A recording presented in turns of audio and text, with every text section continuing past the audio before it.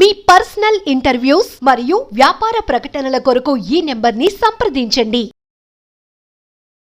నమస్తే, welcome to మనం TV. ప్రస్తుతం మనతో పాటు ఉన్నారు హోమియోపతి డాక్టర్ చేతన్ రాజ్ గారు. హలో అండి, నమస్తే. నమస్తే అండి. నీ పెయిన్స్ గురించి మాట్లాడుకుందాం. నీ పెయిన్స్ గురించి ఎంత మాట్లాడుకున్నా తక్కువే. ఎందుకంటే ఒకప్పుడు ఒకే ఏజ్లో చూసేవాళ్ళం. ఇప్పుడు ప్రతి ఒక్క ఏజ్లో ఇది కామన్ ప్రాబ్లం అయిపోయింది. దట్టు కొంచెం వింటర్ వచ్చిందంటే ఏజ్ వాళ్ళల్లో మరీ ఎక్కువ ప్రాబ్లం ఇది. జనరల్గా వాక్ చేయడం కూడా కష్టమైద్ది కొంతమందికి. సో ఈ వింటర్లో నీ పెయిన్స్ రాకుండా కానీ ఒకవేళ వస్తే ఎట్లాంటి జాగ్రత్తలు తీసుకుంటే మంచిది అంటారు? మోకాలు నొప్పులు ఉంటాయి కదా, మీరు ఆస్టియోఆర్థరైటిస్ అయితే వినే ఉంటారు. అవును. దాంట్లో గ్రేడింగ్లు ఉంటాయి అన్నమాట. అయితే ఎప్పుడైతే చలికాలం స్టార్ట్ అవుతుంది కదా, ఎక్కువ గ్రేడ్ 3 గ్రేడ్ 4 అంటే చాలా ఎక్కువ ఉన్నాయి మోకాలు నొప్పులు, బాగా ఉబ్బిపోయినాయి, ఇన్ఫ్లమేషన్ ఎక్కువ ఉంది, వాళ్లకు చాలా సమస్య అవుతుంది. ఎందుకు అవుతుంది? కొద్దిగా నడవాలంటే కూడా 10 సార్లు ఆలోచిస్తారు వాళ్ళు. అవును. ఎందుకు? ఒకటి చలి ఎక్కువ ఉంటే ఏమవుతుంది? మన మజిల్స్ కాంట్రాక్ట్ అవుతాయి. మన మజిల్స్ కాంట్రాక్ట్ అవుతాయి, మళ్ళీ దాని మీద ఆ ప్రెషర్ ఎక్కడ పడుతుంది? మన జాయింట్ల మీద పడుతుంది. ఇప్పుడు మనం మూమెంట్ చేస్తాం కదా జాయింట్స్ది, దాంట్లో లిగమెంట్స్ ఇన్వాల్వ్డ్ ఉంటాయి, మజిల్స్ ఇన్వాల్వ్డ్ ఉంటాయి, బోన్స్ ఇన్వాల్వ్డ్ ఉంటాయి, కార్టిలేజ్ ఇన్వాల్వ్డ్ ఉంటాయి. ఇవన్నీ బోన్స్ కాకుండా అన్ని కాంట్రాక్ట్ అవుతాయి. కాంట్రాక్ట్ అయినప్పుడు నొప్పి ఏమో ఎక్కువ అనిపిస్తుంది. ఇప్పుడు వేడి కాలంలో జర రిలీఫ్ అనిపిస్తుంది వీళ్ళకి సిమ్టమ్లది, కానీ చలికాలం రాగానే ఎక్కువ అయిపోతాయి సిమ్టమ్స్. అందుకే ఏమవుతుందంటే అరే ఆపరేషన్ చేయించుకుందామని మజిల్ పెయిన్స్ ఏమైనా వింటర్లో ఎక్కువే చూపిస్తాయి. అవును, ఎక్కువ అయిపోతాయి. దాంతోపాటు జాయింట్ పెయిన్లు కూడా పెరిగిపోతాయి.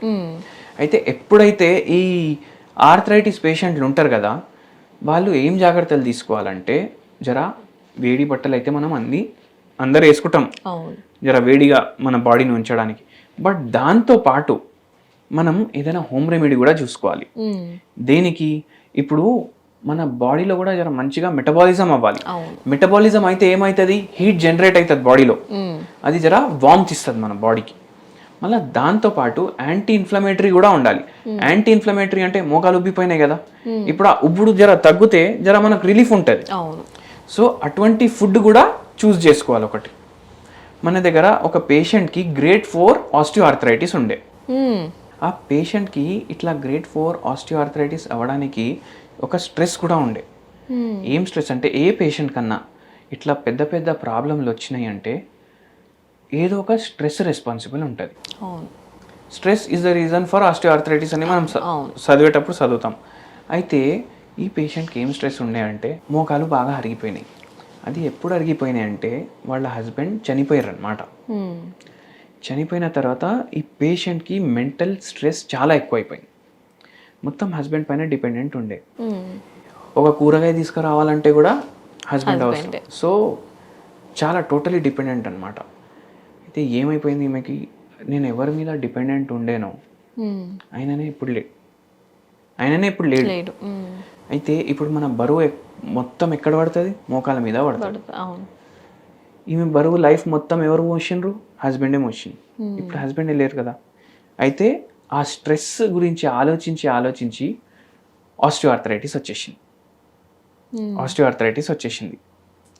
సర్జరీ చేయించుకోవాలనేసి డాక్టర్ చెప్పారు అనమాట. మనం హోమియోపతి మందులతోటే తగ్గించినాం. దాంతోపాటు ఒక హోమ్ రెమెడీ చెప్పినాం చలికాలంలో వాడడానికి. మీ అందరికీ కూడా చెప్తాను. ఏం చేయండి అంటే, డైలీ 2 పూటలు మీకు గ్రేడింగ్ తక్కువ ఉందనుకోండి, 1 టైం కానీ 2 టైమ్స్ కానీ సరిపోతుంది. గ్రేడింగ్ ఎక్కువ ఉందనుకోండి, అంటే ఆపరేషన్ చేయించుకోవాలి అట్లా అన్నారు మీకు అంటే 3 సార్లు రోజుకి మీకు మంచి రిలీఫ్ ఇస్తుంది. అది మొత్తం రిపేర్ అయిపోతుంది, మొత్తం 30 ఏళ్ళ ఎట్లా ఉండే అట్లా అయిపోతుంది అంటే అట్లా కాదు, అని రిలీఫ్ ఇస్తుంది. దాంతోపాటు మీరు హోమియోపతి మెడిసిన్ వాడిర్రు అనుకోండి, మొత్తం హీల్ అయిపోతుంది మళ్ళీ. అయితే రిలీఫ్ కోసం మీరు ఇది ట్రై చేయొచ్చు.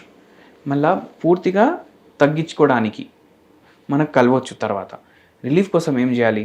ఉసిరికాయ ఉంటుంది కదా, అది డైలీ మార్నింగ్ ఒకటి, ఉసిరికాయ మధ్యాహ్నం ఒకటి, నైట్ ఒకటి తీసుకునే విధానం కూడా ఉంటుంది. ఎట్లా? మార్నింగ్ మీరు తీసుకుంటారు కదా ఉసిరికాయ, దాన్ని బాగా దంచుకొని జర ఇట్లా సాఫ్ట్ అయిపోతుంది, మొత్తం జెలీలాగా అయిపోతుంది. మళ్ళా దంచేటప్పుడు మీరు దాంట్లో 4 లవంగాలు, కొంచెం వాము వేసి మంచిగా దంచండి. దంచేసి దీన్ని వాటర్లో బాయిల్ చేయండి. బాయిల్ చేస్తే ఇది కషాయం లాగా అయిపోతుంది. అది మార్నింగ్ ఒక కప్పు, మధ్యాహ్నం ఒక కప్, నైట్ ఒక కప్ మీరు తీసుకోండి. మీకు 10 రోజులు 15 రోజుల్లోనే చాలా తేడా కనిపిస్తుంది మీ నొప్పుల్లో. అండ్ ఎందుకు? ఉసిరికాయలో anti inflammatory properties, antioxidant properties, vitamin C ఎక్కువ ఉంది.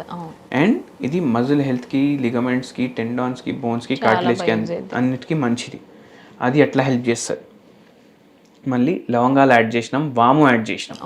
వాము ఏమో ఏదైతే ఉబ్బినాయి కదా అవి తగ్గించడానికి హెల్ప్ చేస్తుంది. చలికాలంలో వాడుతున్నాం ఎందుకు? జర బాడీలో మెటబాలిజం ఫాస్ట్ అయితే హీట్ బాగా జనరేట్ అవుతుంది అనేసి.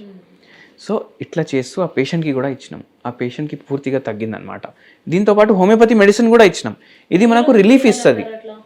ఎన్ని రోజులు చేయాలంటారు? మీకు పెయిన్ తగ్గిపోతే 2-3 రోజుల్లోనే పెయిన్ తగ్గిపోతే ఆపేసేయండి. 10 రోజుల తర్వాత తగ్గిందంటే 10 రోజులు. రోజుకి ఒకసారి సరిపోయింది అంటారా? రోజుకి గ్రేడింగ్ పైన. ఇప్పుడు జస్ట్ ఎప్పుడో ఒకసారి మోకాలు నొప్పి అవుతుంది, ఒకసారి తీసుకుంటే సరిపోతుంది. కానీ ఇప్పుడు మోకాలు నొప్పి క్రానిక్ ఉంది, చాలా ఎక్కువ ఉంది మోకాలు నొప్పి. అయితే డైలీ 2 పూటలు కానీ 3 పూటలు కానీ తీసుకోవచ్చు. అట్లా తీసుకోవడం వల్ల చాలా రిలీఫ్ ఉంటుంది. దాంతోపాటు హోమియోపతి మెడిసిన్స్ వాడినాం అనుకోండి మనకు ఆపరేషన్ అవసరమే పడదు. అట్లా. సో ఇంట్లోనే మంచి ఈజీ చిట్కా, చాలా ఈజీ చిట్కా. ఎస్ రైట్ అండి, థ్యాంక్ యూ.